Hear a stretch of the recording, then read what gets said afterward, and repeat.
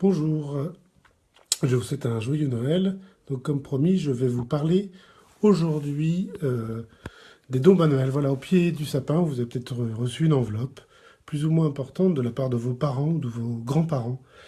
Et vous allez vous demander, mais qu'est-ce que j'en fais de cet argent? Alors l'utilisation, bien sûr, vous savez quoi en faire, mais c'est sur l'aspect fiscal.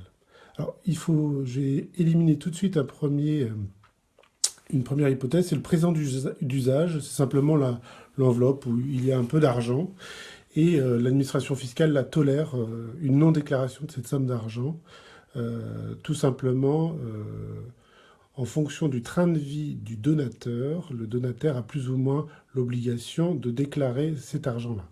C'est-à-dire si vous recevez 300, 400, 1000, 2000 euros, voilà, l'administration fiscale tolère ce cadeau et qu'il n'y a pas lieu du tout à déclarer.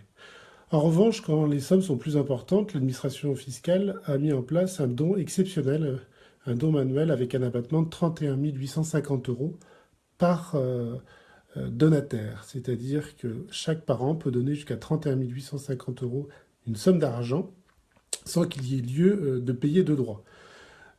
Cette somme cet abattement peut aussi se cumuler avec l'abattement général de 100 000 euros. Alors c'est quoi un abattement? Ça veut dire de 0 à 31 850 euros.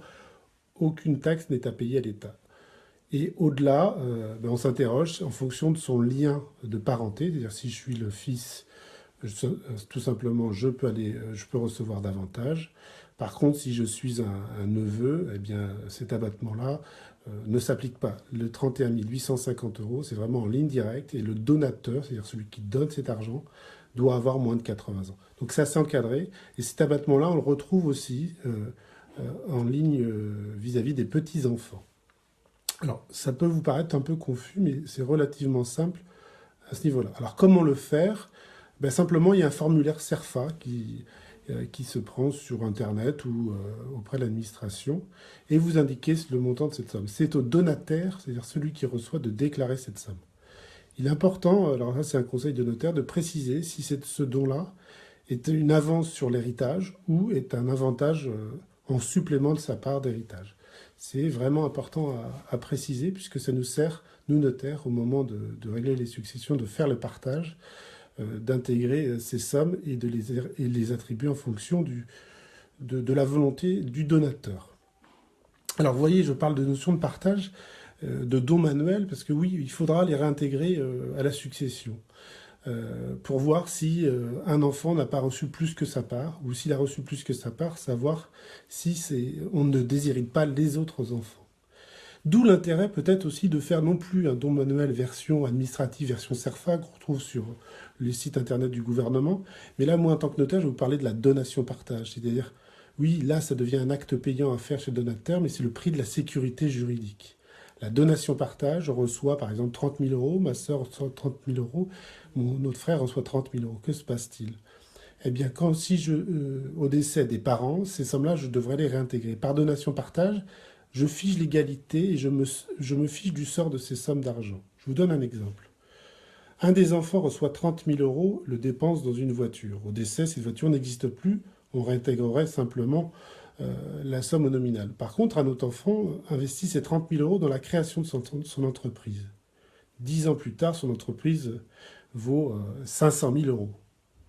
Eh bien, par simple don manuel, il sera obligé de réintégrer la revalorisation de cette entreprise dans la succession de ses parents. Et vous comprendrez bien que par simple CERFA, eh bien, on met en place une bombe à retardement. C'est-à-dire que s'il y a revalorisation, ben cet enrichissement-là viendra en moins de sa part, voire même il sera peut-être amené à indemniser ses frères et sœurs. Par donation-partage, on fige l'égalité au jour de la donation. Bien sûr, c'est un coût, c'est le coût de la sécurité juridique. Alors moi, j'ai des confrères forcément qui disent « Ouais, on va pas embêter les gens, un CERFA, c'est tellement plus rapide. » Mais nous devons, nous, notaires, vous informer qu'il y a une autre modalité pour assurer la paix des familles au moment du décès des donateurs. Voilà, les problèmes en famille se révèlent surtout au décès des parents. Tant qu'ils sont en vie, il n'y a jamais aucun problème. Voilà, c'était un peu grave comme ton sur une situation un peu particulière. d'une façon plus légère, acceptez le don avec sourire, et puis parlez-en plutôt avec vos parents sur les modalités d'attribution de cette somme d'argent. Voilà, je vous souhaite un bon réveillon de Noël, et je vous dis à bientôt. Au revoir.